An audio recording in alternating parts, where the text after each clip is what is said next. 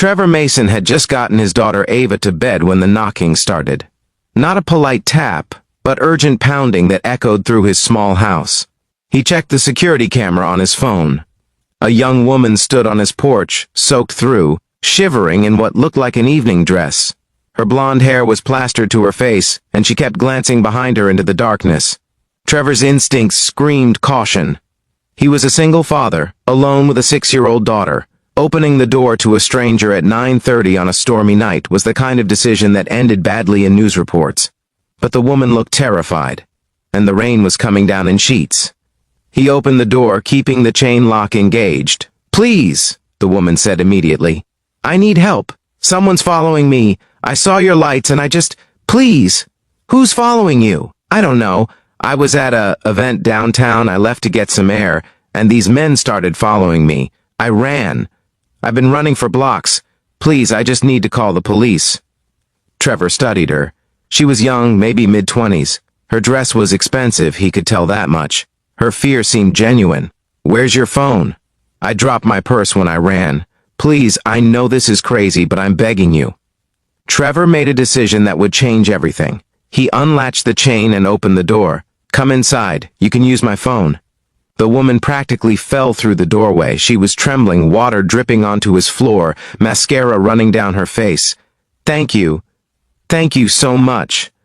Trevor handed her a towel from the hall closet. "Here, the phone's in the kitchen." As the woman dried her face, Trevor heard a small voice from the stairs. "Daddy, what's happening?" Ava stood on the landing in her pajamas, clutching her stuffed rabbit. "It's okay, sweetheart. Go back to bed. Someone just needed to use the phone. But she's all wet." "I know, it's raining outside. Now go on, back to sleep." Ava reluctantly retreated upstairs. Trevor turned back to find the woman staring at him. "You have a daughter, yes. Which is why I need you to make this quick. Call whoever you need to call, and then I'll drive you wherever you need to go. But I can't have strangers in my house with my daughter here." "Of course, I understand. I'm so sorry to intrude." She picked up his phone and dialed. Trevor expected to hear her call the police or maybe a friend. Instead, she said, "Victor, it's me. I need a pickup. She looked at Trevor. "What's the address here?" Trevor rattled off the address, growing increasingly uneasy. This didn't feel like someone calling for help from danger. After she hung up, the woman looked at him apologetically. "I'm sorry for the deception. I wasn't being followed." "Well, I was, but not by criminals. By bodyguards. My bodyguards. I ran away from an event. I needed space. They were hovering and I just bolted." "Who are you?" "My name is Isabel Hartman. My father is Richard Hartman." Trevor's stomach dropped. Richard Hartman, one of the wealthiest men in the state. Real estate mogul, political donor, the kind of person who made headlines. Your father is Richard Hartman. And you just showed up at a random stranger's house. "I didn't plan this. I just ran. When I saw your light, I don't know what I thought, that maybe I could be somewhere normal for 5 minutes, somewhere people weren't watching every move I made. So you lied about being in danger." I panicked. "I'm sorry, my security team is on their way. They'll be here in about 10 minutes. I'll leave and you can pretend this never happened." Trevor should have been angry. Instead, he felt a strange sympathy. The woman in front of him looked exhausted in a way that had nothing to do with running through the rain. "Do you want some tea or something while you wait?" Isabel looked surprised. "You're not throwing me out? You lied to get in. But you're here now and it's pouring." "I'm not going to make you wait on the porch." "That's very kind. Tea would be nice." In the kitchen, Trevor put the kettle on while Isabel sat at his small table, wrapped in a towel. She looked around at the modest space. The drawings Ava had stuck to the refrigerator with magnets, the stack of bills on the counter. "This is a nice home," she said. "It's small, but it's ours. Where's your wife?" "I don't have one. It's just me and Ava. I'm sorry. I didn't mean to pry. It's fine. Her mother left when Ava was a baby, decided family life wasn't what she wanted. I've been doing it alone ever since." The kettle whistled. Trevor poured hot water over tea bags in mismatched mugs. "Sugar? Milk? Just plain is fine." They sat in silence for a moment, the rain drumming against the windows. "Can I ask you something?" Isabel said. "Why did you open the door? I could have been anyone. Dangerous, lying, anything. You were. You were lying, but you didn't know that, no. I just saw someone who needed help. My daughter was safe upstairs. I had a phone to call police if needed, and I couldn't leave someone in a storm. Most people would have. Maybe. But I teach Ava that we help people when we can. I can't tell her that and then not do it myself. Isabel smiled for the first time. She's lucky to have you as a father. I'm lucky to have her. She's the reason I do anything. The reason I work 2 jobs, the reason I get up every morning. Everything is for her. What do? For work? I'm a construction foreman during the day, and I drive for a rideshare service 3 nights a week. Ava stays with my neighbor Mrs. Chen on those nights. That sounds exhausting. It is. But Ava needs things. Dance classes, good shoes, birthday presents. Normal kid stuff. I make it work. You're a good father. I try. It's all I can do. Headlights swept across the front windows. 2 black SUVs pulled up outside. That's my security, Isabel said. I should go. She stood, then hesitated. Thank you, Trevor, for opening the door, for the tea, for not treating me like a spoiled rich girl who wasted your time. You're not wasting my time, and I hope things get better. Whatever you're running from, I hope you find a way to deal with it. My father wants me to marry someone, a business arrangement more than a relationship. He's hosting this gala in 2 weeks, where he's planning to announce the engagement. I can't do it, but I don't know how to tell him no. Tell him the truth, that you deserve to choose your own life. It's not that simple in my world, it never is. But you're the only one who has to live your life. Make sure it's one you can live with. Isabel impulsively hugged him. Thank you. After she left, Trevor locked the door and headed upstairs. Ava was awake, sitting at the top of the stairs. Who was that lady, Daddy? Someone who needed help. Is she okay now? I think she will be. Good. You always help people. That's why you're the best daddy. Trevor tucked Ava back into bed, his heart full despite the late hour and the strangeness of the evening. 3 days later, a black car pulled up outside Trevor's house again. This time it was midday, and Trevor was off work.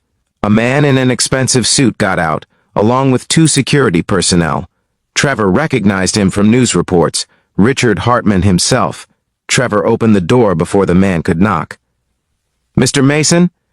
I'm Richard Hartman. I believe you met my daughter a few nights ago. I did. Is she all right? She's fine, thanks to you. May I come in? Trevor stepped aside, acutely aware of how shabby his living room must look to a billionaire. Richard Hartman glanced around, his expression unreadable. I came to thank you, Richard said. Isabel told me what happened.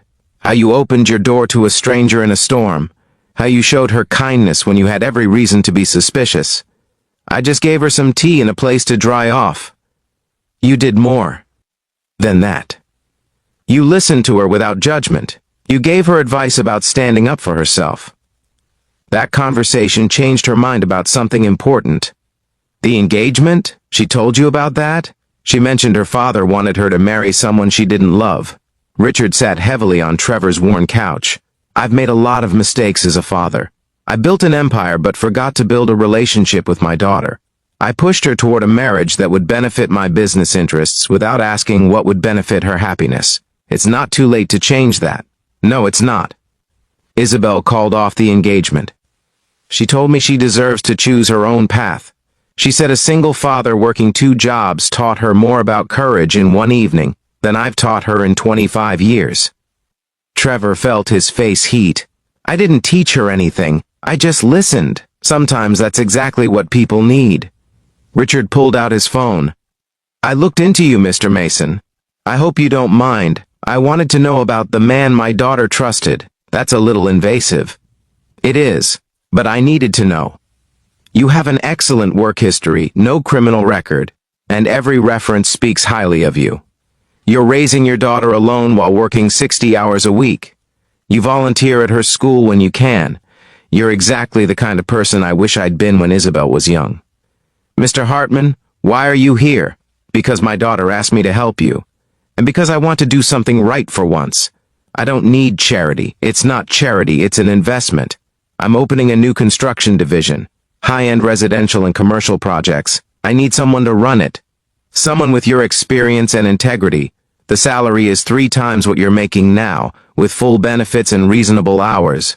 You'd be home for dinner with your daughter every night. Trevor's head spun. You're offering me a job? I'm offering you an opportunity. You'd have to prove yourself, same as anyone. But I think you will. The question is whether you're interested. Why me? You could hire anyone. Because you opened your door when you didn't have to. Because you gave my daughter something she desperately needed. Genuine kindness without an agenda. That tells me more about your character than any resume could. Trevor thought about Ava, about being able to afford better schools, about not working himself into exhaustion, about maybe having time for a life beyond work and survival. When would I start? 2 weeks, unless you need more time. 2 weeks is fine. Mr. Hartman, I don't know what to say. Say you'll take the job, and maybe if you're willing you'd consider having dinner with Isabel and me next week. As friends, not as an obligation. She'd like to see you again, I think. The dinner was at a modest restaurant, not the kind of flashy place Trevor had expected. Isabel greeted him warmly, looking different in jeans and a simple blouse than she had soaked and terrified on his porch. Thank you for coming, she said. I wanted to see you again. To thank you properly. You don't owe me anything. I owe you more than you know. That night, I was at my lowest. I felt trapped and powerless, and then you treated me like a regular person. You gave me tea and advice and didn't ask for anything in return. It reminded me that I had power over my own life. Over dinner, they talked easily. Richard asked about Ava, about Trevor's plans for the new job. Isabel told them about starting a foundation to help single parents access resources and support. You inspired that too, she told Trevor. Seeing how hard you work for Ava, how you do everything alone. I realize there are thousands of parents in your situation who could use help. That's a wonderful thing to do. It's a start. I'm tired of being useless. I want to do something that matters. As the evening wound down, Richard excused himself to take a call. Isabel leaned closer to Trevor. Can I ask you something personal? Sure. Do you ever date? Or is it too complicated with Ava? I haven't dated since her mother left. Between work and parenting, there's no time. And honestly, I don't trust easily anymore. That makes sense. But you deserve to have a life too. Not just be Ava's father, but be Trevor. A person with needs and wants of his own. Maybe someday, when Ava's older. Or maybe sooner than you think. Isabel smiled. I'd like to see you again, Trevor. Not in a professional capacity, just as two people who might enjoy each other's company. Isabel, I'm not in your league. I'm a construction worker with a first grader. You're a good man raising a daughter alone while working 2 jobs. You opened your door in a storm to help a stranger. That's exactly my league. Over the following months, Trevor started his new job and found he was good at it. Better than good. He had a natural talent for managing complex projects and keeping teams working efficiently. Isabel became a regular presence in his and Ava's life. She'd show up for pizza nights, help Ava with art projects, and slowly won over the skeptical 6-year-old who was protective of her father. I like her, Ava told Trevor one evening. She's nice, and she doesn't treat me like a baby. She is nice, isn't she? Are you going to marry her? We're just friends, sweetheart. But you like her. I can tell. Trevor did like her, more than he'd expected to. Isabel was genuine in a way that surprised him. Away from her father's shadow and society expectations, she was funny and thoughtful and deeply kind. A year after that rainy night, Isabel proposed to Trevor. Not with a ring, but with a question asked during one of their quiet evenings at his house. What if we made this official? You, me, Ava, a real family. Isabel, are you sure? My life is complicated. I have a daughter. We're a package deal. I know, that's what Trevor, you taught me what real love looks like. It's not grand gestures or expensive gifts. It's showing up. It's opening doors in storms. It's working 2 jobs so your daughter can have dance classes. It's being present and honest and choosing each other every day. My daughter comes first. Always. I know. I wouldn't respect you if she didn't. But maybe I could come first too. Not instead of her, but alongside her. Maybe we could all be first for each other. They married quietly, with Ava as flower girl and Richard walking Isabel down the aisle with tears in his eyes. Take care of her, Richard told Trevor. And let her take care of you. You've both been alone long enough. Years later, when people asked how they met, Trevor would tell the story of opening his door in a storm. I didn't know who she was, he'd say.